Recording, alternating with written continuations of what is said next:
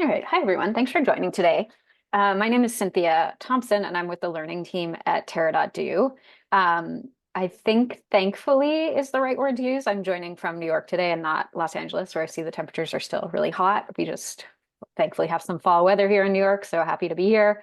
I know this is a virtual event, so I assume there's other people who are not based in LA, but in any case, happy to be here and talk to you today.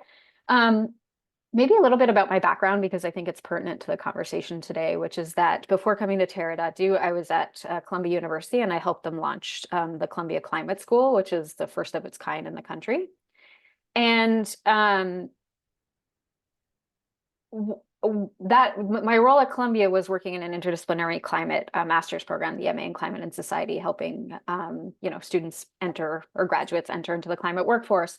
And part of the reason I came to Terra.do is because I felt like there had to be a faster and more scalable way to get professionals who already have skills working in climate. And so that's what I'm doing at Terra. But I've had a career of sort of helping people find their space in climate, and I've been in climate for about 15 years. So all of my experience kind of ties together when I'm talking about how you can find a job in climate. So let me start. So the agenda briefly today is to unpack the key concepts about working in climate, understanding the climate job landscape, and finding your professional place in climate, and maybe personal, but this is going to focus on a professional. And I just want to give a shout out to my former colleague, Ben, who contributed a lot to this presentation. So it's kind of a combo effort between Ben and myself. Oops, sorry.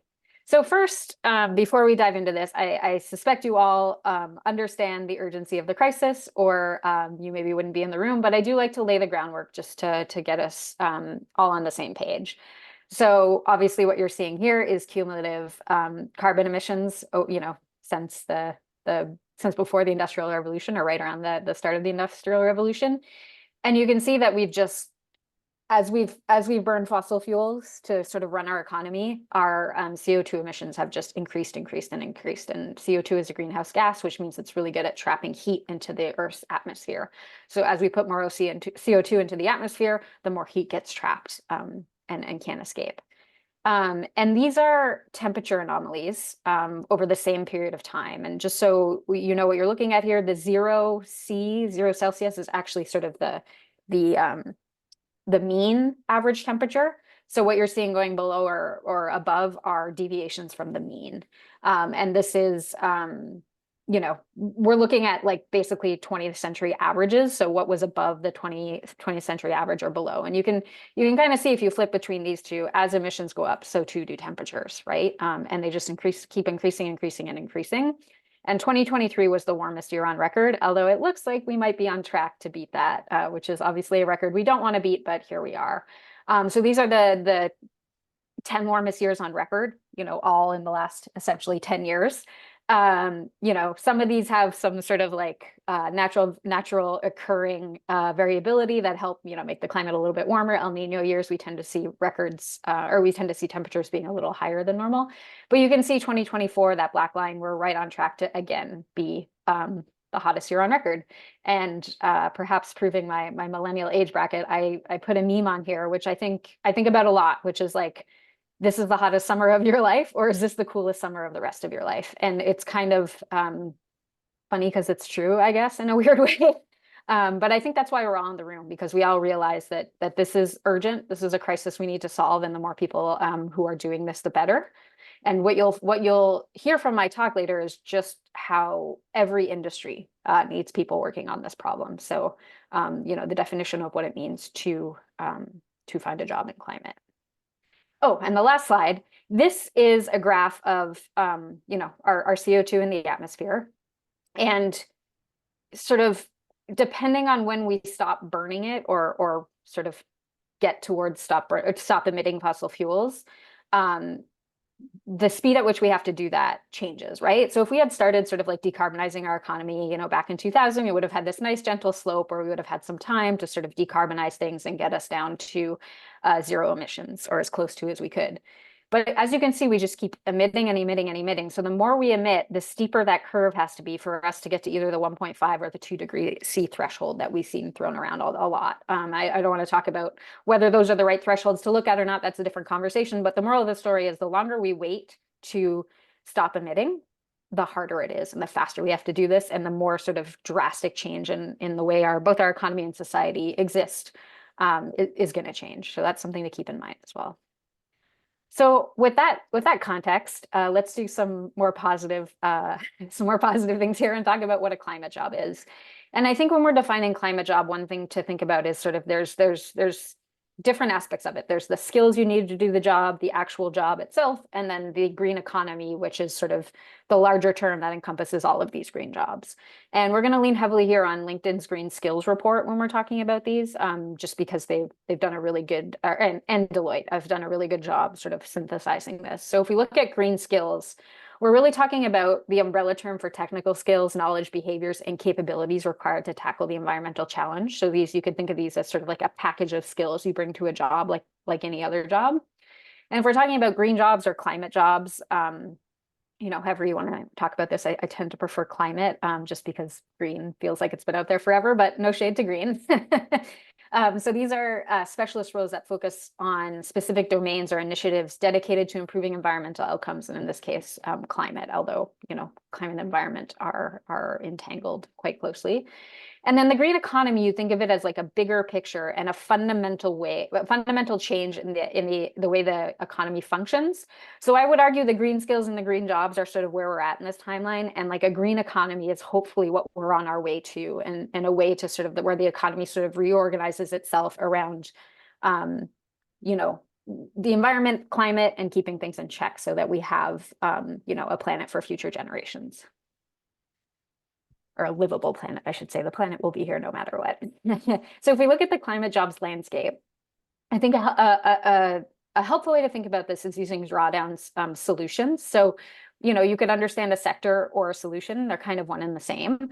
But this is just sort of a roadmap to and there's far more resources on the drawdown website, pardon me. But it shows you the sectors where there's a lot of change that needs to happen. So, and these map on to sort of like what industry has the largest negative impact on climate and emissions right now, right? So we have electricity, we have food and ag, or energy, I guess, food and ag, industry, transport, buildings. We have, health and education. So really, there's a need for people who understand the impact of climate across all of these sectors, or the impact of these sectors on climate, rather, across all of these sectors. And if you look at, again, taking this from LinkedIn, there is a need for green skills right now, and hiring for green jobs is growing super fast. So you can see the change in the share of hiring indexed to 2016. You can see the not green jobs are sort of like somewhat slowly, kind of even going up a little bit, but you can see the demand for green job, or hiring for green jobs rather, is moving quite quickly and upward.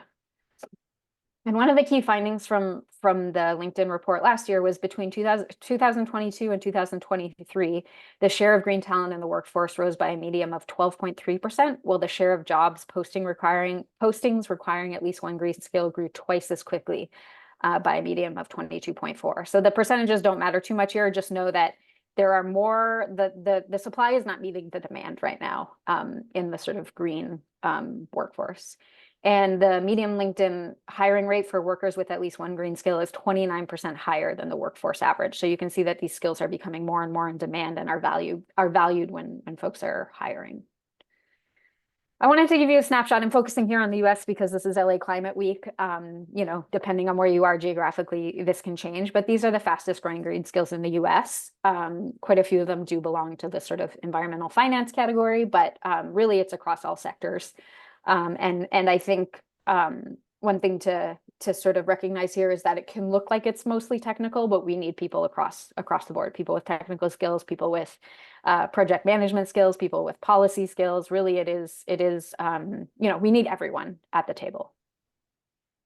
And just to talk a little bit about what Terra.do is doing, we're building a global upskilling platform to train talent for the green economy. And our mission is to get 100 million people working on climate solutions by 2030. And the way we're doing this is actually through, I mean, we have job boards and you know, helpful tools, but we're also educating professionals.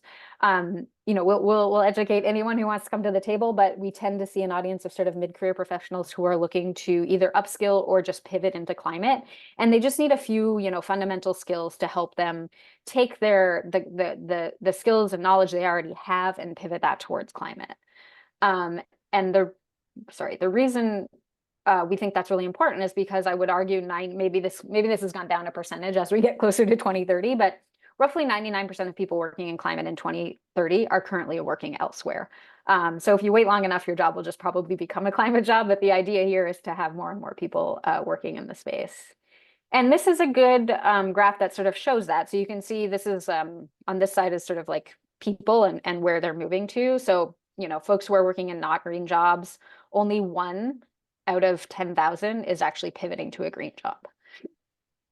These are the definitions here are not super important. There's like LinkedIn defines green jobs, greening jobs, and you know, greening potential jobs. But I think the main point I want to bring across here is like this green line is so thin and it needs to be much thicker. We need to have more people coming from these categories into green jobs, and we need to you know, make these two categories more green as well. So the point I'm trying to make with this graph is just again how the demand is way larger than the supply right now. And going back to our thesis here, half the world's GDP is being completely disrupted or transformed by climate. And to adapt 100 million people across these sectors will need to learn climate skills and build new professional networks and find new kinds of work within 10 years. But the current talent funnel is broken. It's slow to adapt, not really scalable. It has big gaps. I think also because this is in a lot of ways, such a new field that's moving really quickly. It's a little clunky, might not be the right word, but you know, there's a little bit of pathfinding. Excuse using the same title as this presentation, but there is some pathfinding that an individual has to do and companies have to do to figure out what exactly their hiring needs are. So it can take you might hit a little bit more resistance than a traditional job search. And again, just restating the fact here that there is a supply. LinkedIn is putting this at 2%, but a 2% sort of supply and demand gap. So if you're looking to transition into climate, I would say now is the right time. So there's a climate job for everyone, and I've made this point already, and I'll probably make it a few more times before the end. But really, remembering that climate is horizontal and touches every sector. So no sector will be sort of untouched by climate. And just going back to these drawdown sectors, remember we have energy, food and ag, industry, transport, buildings, and you know, all of these sectors that sort of need to reduce emissions and need to be decarbonized quite quickly. So now for getting into jobs themselves, what do people often list as barriers and misconceptions? So there's an assumption that to get into the climate space, you need to take a pay cut, you know, that there's greenwashing in the space, which I think is a really valid concern. That if you don't have any, you know, prior climate experience, there's no way you can get in the door. You know, I'll let you read these for yourself, but I think that these are quite common misconceptions. And what I'm going to try to do today is convince you that, you know, that these are misconceptions and that there is a place for you in the climate workforce. So what if you're not a scientist? As I said before, every job is a climate job. I know most of my professional network are not climate scientists, and I have a pretty deep climate network. You know, like I said, it takes people who know how to manage projects. It takes people who know how to navigate policy. It takes people who are scientists and are engineers. It takes all kinds, right? And there's an increased need for green skills in sort of these non-specialist roles. And I do think that's sort of very huge bucket of project management, like people who can talk across teams, people who can really communicate and understand impacts at various scales. And there are also many non-technical roles open in climate tech across marketing, business development, operations. And I think this is another one, right? Like if you're a climate company, you still need to figure out how to market, how people know you exist. And so we do need people who have those like marketing skills, but can put a climate lens on it, for instance. And again, you can apply your skills to any climate job with effective storytelling and clear communication around how your skills are relevant and how they translate. And I actually have a script later on in the presentation that you can actually sort of like practice to figure out how you can pitch the skills you currently have for a climate job.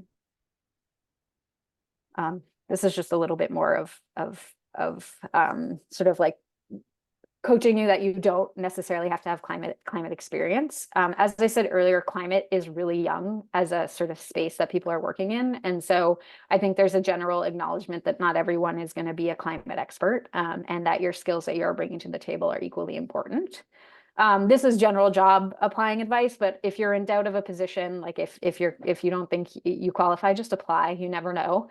And you can also learn the skills you need on the job, or you can sort of like take, steps now as you're doing your job search or thinking about a transition and upskill yourself a little bit, whether it's through Terra.do courses, whether it's through other learning platforms online.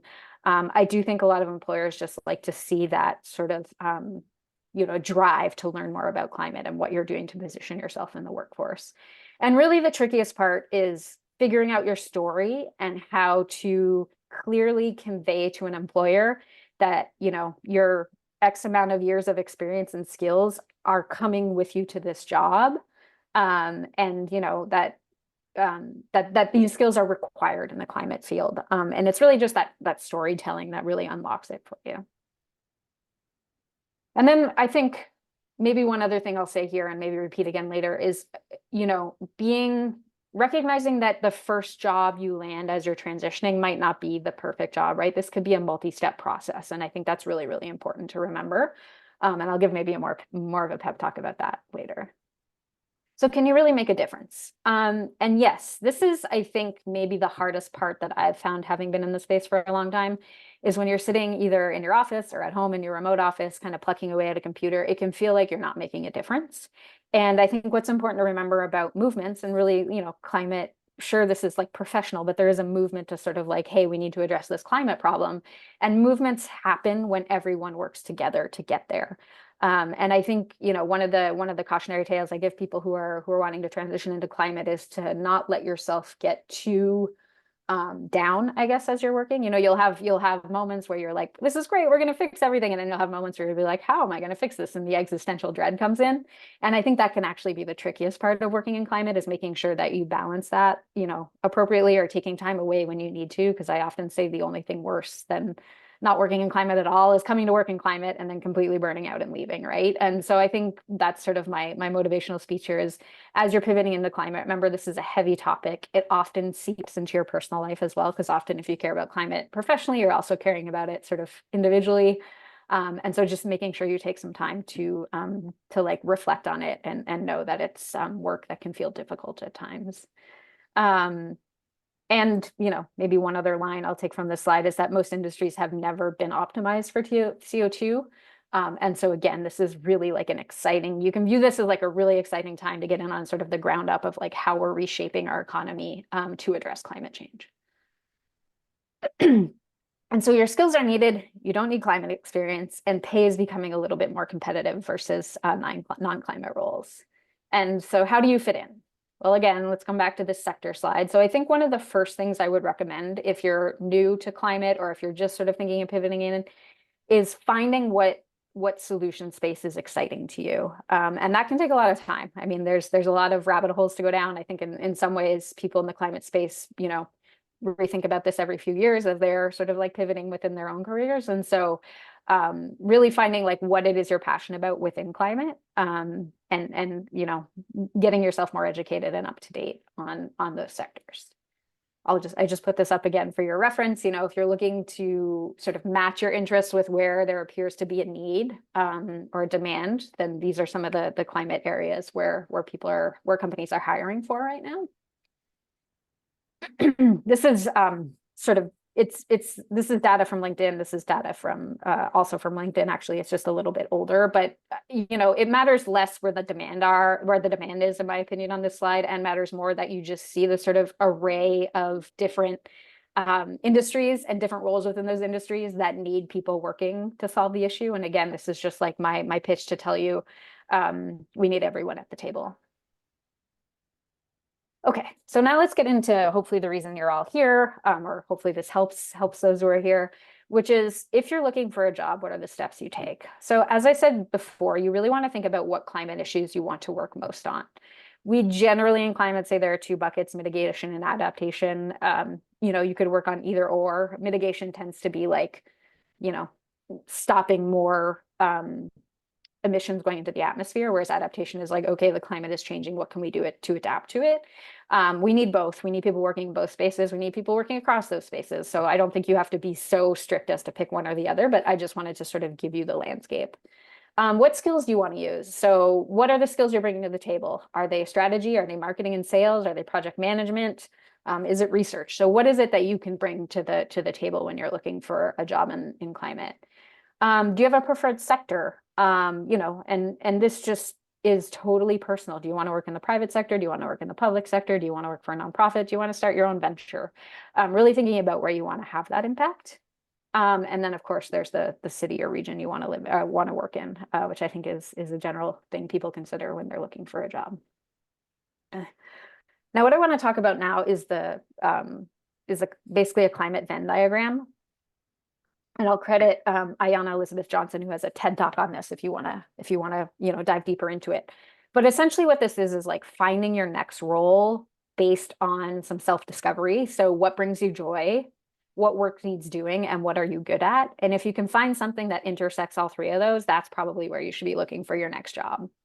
And I think that this can be, I've had to do this as I've transitioned in my career. And so I think this is an important step to do every now and then to just make sure you're being true to like what you want to do and the work you want to do.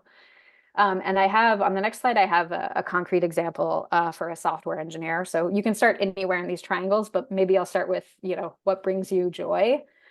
And for this software engineer, it's creating meaningful products with a talented and kind team working remotely in the mountains because they like skiing and hiking. What work needs to be done? Everything needs to be electrified. So they're, especially passionate about building electrification and solar energy. And then what is the software engineer good at? Naturally, software engineering, leading teams of engineers. So if they could find a job that at like an energy company that's remote first, where they can lead a team, this is their job. This is where they want to go. And so I would really encourage you to sort of take this framework and sit with it and sort of figure out where that perfect middle ground is for you. And again, acknowledging that that might not be the very first climate job you land, but it's nice to have that North Star to always orient yourself to. So how do you choose and land the right climate job? This is like a very high level advice I would give everyone. Learn the landscape. Obviously, Terra.do has multiple programs that can help you with this, but there are others out there as well. You'll want to join climate communities and grow your network. I cannot stress this enough. One thing that I have found to be really true about the climate space is everyone is very nice and open and wants more people working in it and is very generous with their time. I think most people like talking about what they do. So reach out to people, have virtual coffees, have in-person coffees, and really develop your climate network and understand who's out there and who's doing the work. Learn how your skills are transferable. And I have that in another slide about how you can sort of tease that out. Get clear on your goals and your narrative. Your narrative is so important if you're transitioning. And then demonstrate your passion. I think this is something that can get lost in the job interview process. You're answering all these questions about how you work and, what you bring to the table skills wise. But I do also think that in this climate space, a passion for sort of like tackling this existential problem is really important to show. And you have to find a way to show that in the interview and maybe in your cover letter. You don't want to devote too much space to that, but you do want these people to know that you are generally here because you support the mission of what they're doing. So this is a little, it kind of reminds me of Mad Libs a little bit, but it's a script. I don't know that I would necessarily put this on my cover letter or use it in an interview, but I think it's a really good mental process to do, which is, you sit down and you think of what your top 3 skills are. Who do you serve? What difference do you want to make for them? What are you passionate about? And what do you want to work in on climate? So this is kind of like that Venn diagram, but, incorporating a few more questions. And you can put it all together in sentences that look somewhat like what's on your screen. And I have a couple filled in the next slide, but, my name is blank and I'm, list your title. And, 2 or 3 words that description that fits a job you're looking for. And then I've used my skills to help, there's just these blanks that you can fill in. And like I said, I'm not sure that I would put this verbatim on a cover letter or say this verbatim in an interview, but I do think it's helpful to sit down and think about what are my skills and who do I serve currently? Sometimes I think we can get lost in the day to day. So really sitting down with yourself and being honest about what you want to achieve, I think is really helpful. And so here we have Marcy and we have Diego, who have filled these in. So we have, my name is Darcy, and I do productization, partnerships, business development, community relations, and sales for scalable climate companies, and help them grow communities, connections, and their client base. I'm interested in opportunities at the intersection of renewable energies, creative reuse, and workforce development. I want to work on climate because it's the most urgent issue of our time, and we have so many opportunities to improve our existing systems. So that's maybe for someone who has some climate experience already. If we go to Diego, my name is Diego, and I have 7+ years of experience in supplier relationship management, commercial negotiation, and deal structures in the telecommunication and finance industry. So this is more intriguing, right? Diego doesn't have any climate background. I want to work on climate change because I'm passionate about reducing waste in the fashion industry. My goal is to promote, design, and implement circular fashion strategies with businesses to multi-solve challenges related to garment workers, equity, and safety, and to combat the environmental impact of overconsumption. I'm interested in opportunities at the intersection of climate justice and climate change, specifically in the field of circular economy and sustainable apparel. So you can see how this thought process helps both Marcy and Diego get to sort of where they want to be and the type of job they want to look for. So I think a lot of this preparation before you start actively searching for a job is really important, and will really help you feel a little less aimless in what can seem like a really overwhelming field. And this next graphic is from Work on Climate, but it's perhaps my most favorite of this presentation, which is, I think anyone who's been in the job search knows how sort of up and down it can be. But I think when you add a climate job search on top of that, it can be even more up and down. We have this sort of like, you start as anxious, then you get angry because you see how we're destroying the planet. And then you get hopeful because you see the solutions, but then you start applying for jobs and you're not getting interviews everywhere. And it's just this like up and down, up and down, up and down. And then you land the job and you get, relief. And I just want to normalize that this is everyone's experience in the space. And it can feel very isolating and alone, but you're not alone. And I think this is a great reason to have those deep connections in climate. So you can reach out to people and be like, hey, this is really frustrating. Like, what is happening? And you need that support crew. And if it's a support crew that is as passionate about the topic you're working on as you, then I think that can be life-changing. In fact, I know it can be, because I have a network like that. And if you're still not convinced, this is a job posting from quite a while ago. It's not active anymore. But I thought that this was such a great example of like a unicorn candidate that certainly doesn't exist. So they want people who have experience, 10 years of experience in both, in ESG, which like there are not a ton of individuals who have that much experience with ESG. But on top of that, they also want them to have knowledge of the US GAAP and SEC reporting. And all of these different frameworks and disclosures, including CSRD, TCFD. This is basically just a job that not one candidate, I'm convinced, could fill based on the requirements. And so if you don't have that ESG experience, but you have a ton of financial reporting experience, then pitch that. Say like, hey, I maybe am not like, the most experienced in ESG, but I have experience with all of this other financial reporting, and like I know how to do this. My work gets audited and it's really strong and really good. And that's how you can pitch yourself. And so that's when I say, like, if you see a role where you're like, oh, I only fit, 4 of the 5 or 3 of the 5 qualifications, don't rule yourself out. Just make sure you're positioning yourself in the right direction. And then I will open this up for questions in just a couple of minutes, but I wanted to give you some resources. There's places to learn like Terra.do. Drawdown also has there are numerous places to learn. All of these actually probably have some form of learning. Places to meet. So Terra.do has a big community of climate experts, Work on Climate, My Climate Journey, so MCJ Collective. Open Door Climate is a great tool. That is Dan Hill started at EDF, which is just basically people sign up, climate professionals sign up to have open office hours, and you can just sign up to talk to anyone in the climate space who has made themselves available. I think that's like a really great tool. And then there's places to look for jobs. We have Terra.do, we have Climate Base, and other climate job boards. And then the last mention of Terra today, given that's where I do my work, is we do have a bunch of educational offerings, and I'll drop these links in the chat as well. So we have our Climate Change Learning for Action program. It's a 3-month sort of like gets you the landscape of climate. If you're new to the climate space, I've taught in this program, I can't recommend it enough. It really gives you sort of like the landscape, and gives you sort of a sneak peek of a lot of the solutions so that you can identify which solution space you want to work in. We also have a software for climate course if any of you are software engineers or looking to get into software and how to pivot those skills towards working in climate. This is a super great course. And then this corporate sustainability leadership accelerator is also a great place to get skills for working in corporate sustainability offices. And then we have a ton more other courses. But let me just open the chat and drop these links in because there is a discount code for those who are here today. Oops. Sorry, wrong. Okay. And then that was pretty quick. I tend to like to leave more room for Q&A, so I will stop sharing my screen now and open it up for Q&A. And you're welcome to either drop them in the chat or you can raise your hand. I see Shannon, you have your hand up. Go for it.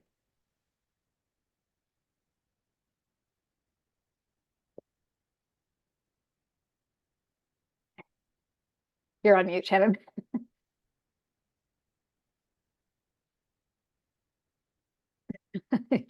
Oh, we'll go off mute. Hold on. Let me see if I can unmute you. No, I can't. Oh, there we go. Sorry. Hi, just a thank you so much for this presentation today and so many good resources and links. And I appreciate you sharing those links there. I was wondering if there was any way we could get access to your slides or anything that you felt that was publicly shareable. We have so many students that are interested in this path, and we're trying to get up to speed on how to share all the opportunities. Totally. And I will drop my email in here. If anyone wants to connect for, things like that, like how you can bring this to new audiences and things like that, I'm happy to chat. Given sort of the various spaces I've occupied. But yes, absolutely. Well, I'll figure out a way to just email me if you. I'm unclear if there's a way to actually share the slides with everyone who's here today. So that's a technicality that I don't know about. But if you want them, if you send me an email, I can figure out how to get you the right resources. Two questions: advice for recent college grads and how to get noticed in the world of AI algorithms. Advice for recent college grads. I think it's really getting. I know it's like a chicken and egg and a frustrating answer, but it's like you need experience to sort of get a job. But if you don't have any experience, how do you get a job? And I think it's just, I would take advantage of your school's career services, like use those tools as much as you can. Do a lot of talking, a lot of networking. I think there tends to be a lot of empathy for early career folks. And I know I'm always happy to talk to early career, early graduates to see how they can get in the space. But it really is just about networking, reaching out, not being afraid to have those conversations, and not being frustrated by having to do entry-level tasks, I guess, to work your way up. The AI algorithms, I'm not well-versed enough to give an answer on that because I'm actually not sort of in the job search space per se. I'm more just in helping people find their space in climate. So I'll leave that for maybe some HR or some recruiting professionals out there. Okay. Do you recommend completing a certificate program or additional training to complete your skills if you're pivoting to a career in climate?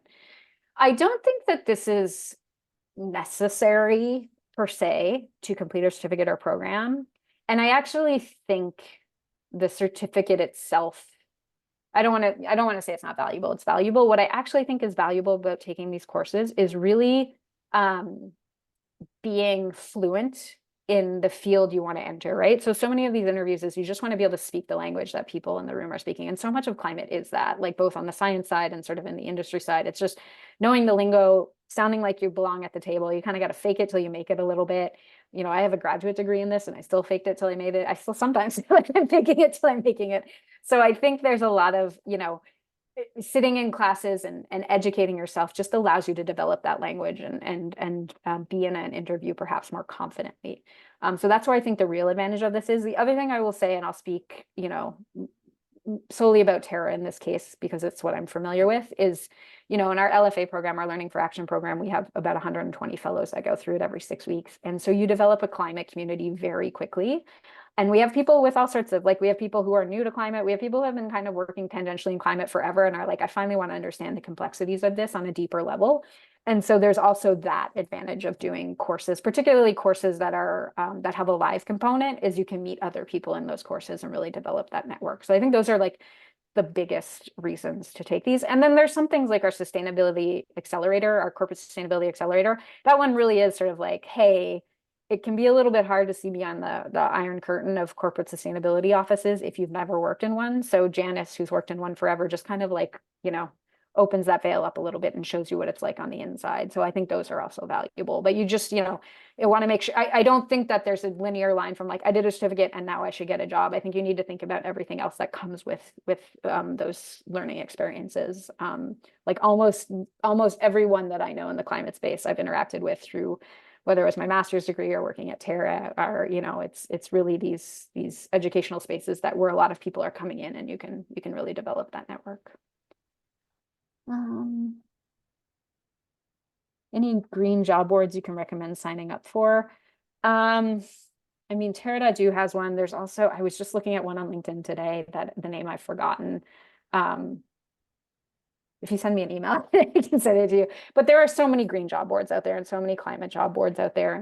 And a lot of them are going to be repetitive because they're scraping jobs off the internet. But I think, again, this is where really developing your network is key. The more people you talk to, the bigger network you have, the more likely you are to see the jobs that are available. I'm going to stop in the chat for 1 second, go to live questions. Leah? Leah? Oh, I might have to unmute you. Sorry, I have more control over this Zoom than I thought I did. Hi, can you hear me? Yeah. I was wondering if these courses and certificates that you offer and both that you know about are accessible for people who work 9 to 5 hours. Yeah, I mean, it really depends on who you're, what you're looking at. I know for Tara's Learning for Action program, we have, a variety of lab times that, we're a global company. So we have lab times that work from anyone from India to Pacific to Eastern. And what we mean by work is like, do you have flexibility to take the class during the day? Then you can sign up for a lab session during the day. If not, then you can sign up at night. So it will depend from platform to platform, but certainly at Terra, we're cognizant of the various time zones. And then we record everything as well, being very understanding that you can't always, give up 3 hours of your work week to be in a room. Great, thank you. Yeah, of course. Kristen? Everyone, can you hear me all right? Just to thank you so much, Cynthia, for this presentation. It's really right up my alley and something that I personally am going to benefit from. Thank you for curating it. My question really is on, you did hover over a topic, non-technical jobs in the climate space. You listed out some top, umbrella terms like communications, sales, marketing, because of course you could be doing all this work, but unless someone's learning about it or knowing about it, those skills, it's just another white paper being developed in some back office. So what I'm running up on, and I love that chart with the, I'm telling it really resonated because I do believe what you're saying, that this space has so many friendly, open, welcoming people that are just so generous with their time. It's not the people in the work that I'm struggling with getting time. It's more like opportunities that are active, live, and open. So what happens is usually a great conversation, there's a great conversation, there's a connection, and it's like a very nebulous, let's keep in touch. So for someone in an active job search or transition in this work, months can really add up, 8, 9, 10 months, years can go by. And so I'm trying to, I guess I'm trying to hone in on what non-technical job openings there might be at otherwise a very technical industry. Yeah, and I think that this is as someone who's a bit of a generalist myself and non-technical, this is like a convergence of like being a generalist professionally into like an industry that feels very generalist, for lack of a better word, right? It touches everything. And so there's this lack of definition in both spaces. And I also think this isn't unique to climate. Like, it's just kind of, unfortunately, the way the job world works. And, at the risk of sounding like a broken record, I think that networking and talking to people is really, really valuable and important. Oh. And, I wish I had like a magic, answer or solution No, for you. I feel you. Yeah, but I do think that it can be a little bit of a, yeah, it's like easy to see if I'm like, I don't know, an engineer, like maybe I go work on direct air capture and that makes total sense. But like also maybe the direct air capture company needs someone who can like talk to procurement and talk to the engineers and talk to, so and so. And so, For yeah. sure. Very interesting. And I'm thank you for validating the experience, honestly. I appreciate that alone. Yeah, Thanks. yeah, of course. Of course. Yeah. Brian.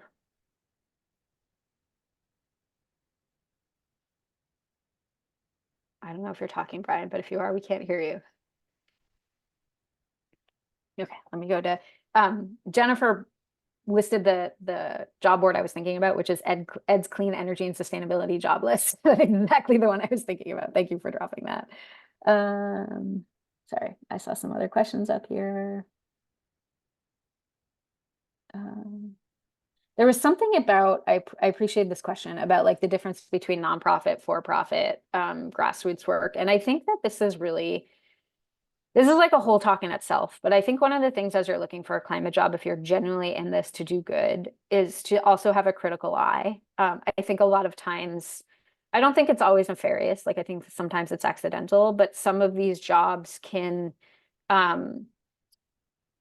you can unintentionally do harm, or you can unintentionally be, greenwashing, for lack of a better word. And I think,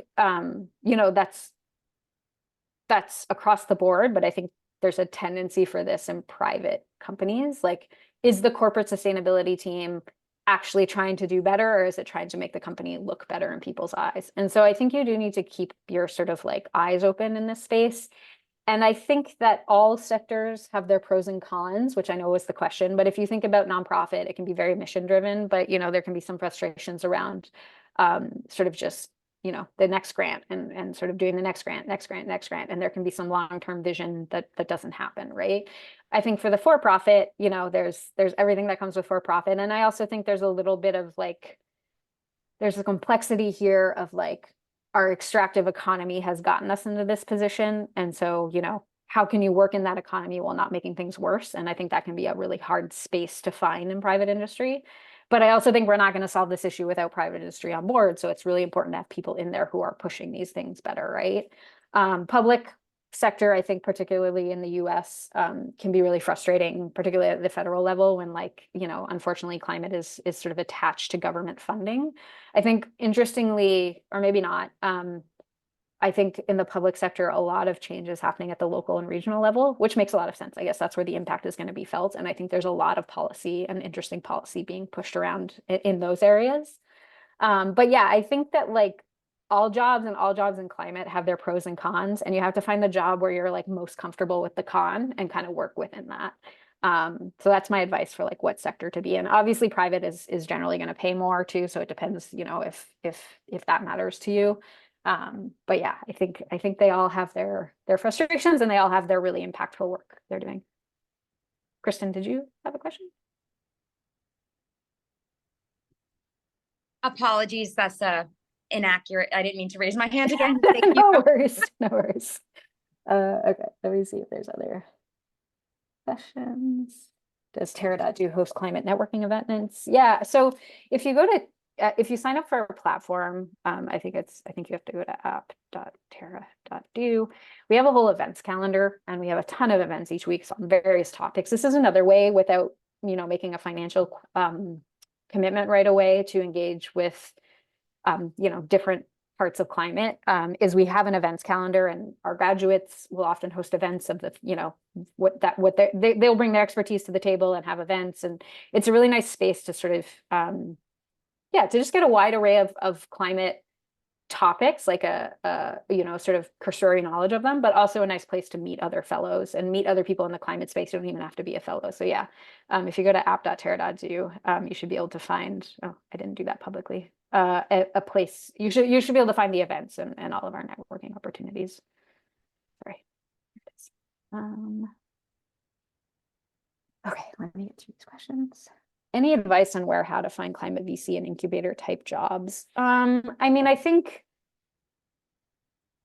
any sort of tech job board will have the climate jobs. I do think that there's like, I think this is somewhat common knowledge that there's like, I feel like the climate tech VC space has slowed down a little bit in the last year. And so they might be, harder and harder to find, but there's certainly, I think some of the most prominent jobs out there are sort of at the cross section of climate and tech, because I think there's a lot of excitement around that, and a lot of excitement in the VC space around that. But as far as like, I know there's climate tech, CT, I can never remember. I had it in my slides. Sorry. It's CTVC, climate tech venture capital, I think is what that stands for. And I think they have a job board, so you could probably find some jobs in that space.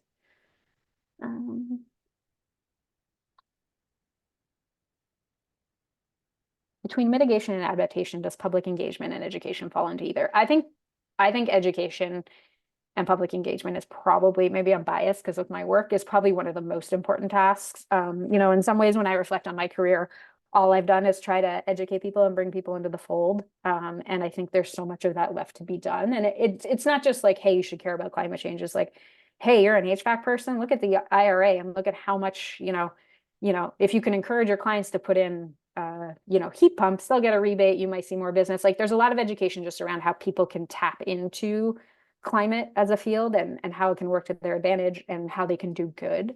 So I do think education and public engagement is huge. I think the barrier there is the funding to do that, and how we can get more people educated, which is part of what we're trying to do at Terra. But I think that that's a huge part of it.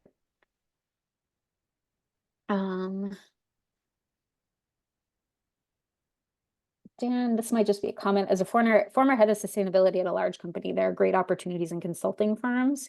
Huge demand for the sustainability services from companies not hiring for climate-related roles or expertise. That's a really good point. Like a lot of these companies, particularly smaller ones, don't have the in-house capability to either report or deep dive into the research, and so they will hire from consulting firms. And so and I know a lot of places, like Boston Consulting, they're doing a lot of hiring around climate right now. And so for the early grad question, that's a great thing too, is to look at those sort of like big consulting firms, and they often do a lot of cluster hires of new grads. And that's a great, you don't have to stay there forever, but it's a great place to sort of get a feel for the industry and what you can do there. Sorry, just going through all the questions here.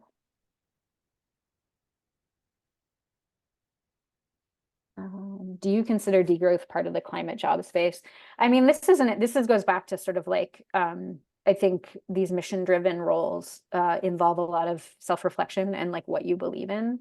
If you believe in degrowth, then maybe going to work for a private company is not where you're going to be best suited. But I do think that that's one of the things to consider, that particularly if you're coming from work that wasn't as mission driven, just like how do your values and ethics fit into the role you're taking? I think that's a really important thing to consider.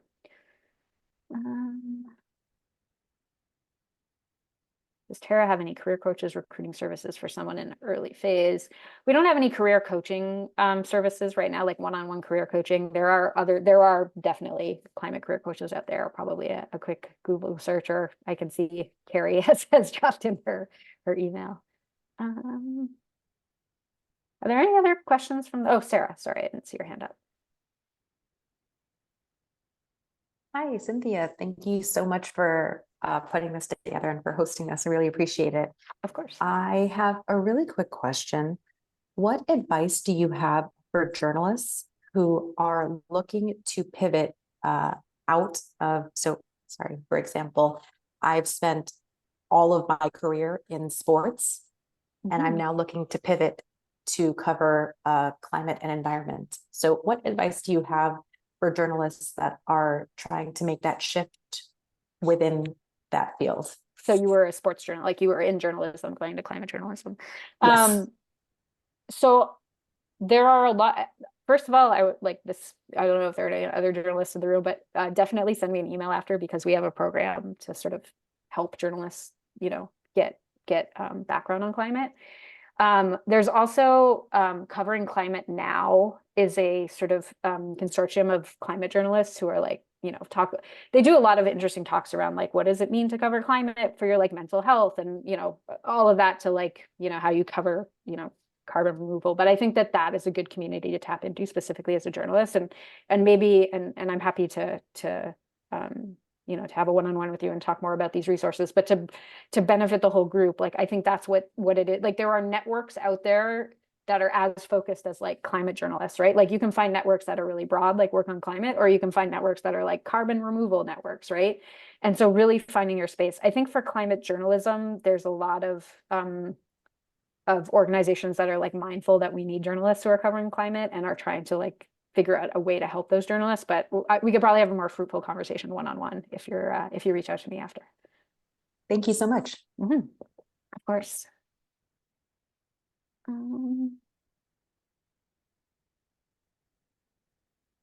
For areas like animal conservation and conservation technology, apart from nonprofits and academia, what areas should I be looking at?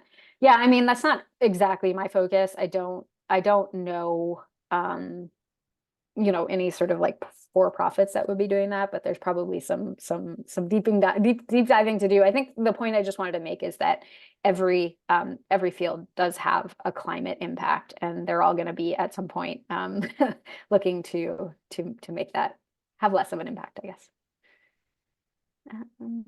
Yeah, grist and heated are two. Yeah, I mean, there's a bunch of climate platforms, but if you're specifically looking to transition, then yeah, I can point you in the right direction. Are there any other questions from those who are still on the call?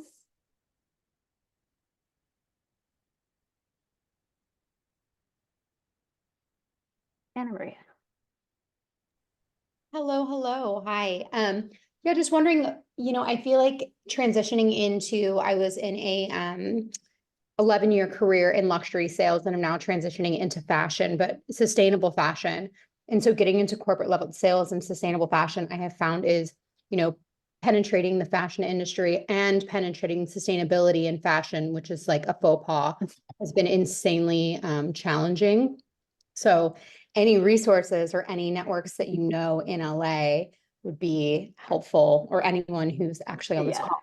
I was gonna say maybe I'll take a group help on that one. But yeah, and it's interesting because a lot of times, particularly when we're talking about circular economy, we actually talk about the fashion industry kind of setting the bar there, and so it's a little bit ahead of everyone else. But I also think there's a you know, there's like a dual, I don't want to be cynical, but there's like a dual purpose here when companies decide to be more sustainable, right? One of them is to actually help the planet, but probably the other one is like, hey, if this is what the people buying our merchandise want, then this is what we should be doing. And so I do think because it's one of the spaces that is doing better than others, there's also a lot of like people trying to flood that space. And so it can be tricky to find your footing. But there are a couple places I can think of, but maybe again, at the risk of flooding my inbox, if you wanna send me an email, we can set up a time and I can point you to a few resources. Absolutely. Is your email, did you put your email in? It's just Cynthia@terra.do. I'll drop it in here again. Amazing. Thank you. Yeah. All right. So I think those are the main questions that would address everyone here. I may have missed some in the chat, but I appreciate you all for being here. I'll give you a few extra minutes back. And like I said, feel free to send me an email if there's anything specific you want some help on. It might take me a few days to get through the inbox, but I promise I will get back to you. And also happy to connect on LinkedIn as well. But I really thank you for being here, and thank you for your questions. And you know, I know the job search can be hard and the climate job search can be harder, but like, have faith, it will happen. You know, in the next 5 years, everyone in this room will be working on climate, and you know, I'm happy to have you guys on board. So thanks everyone for being here.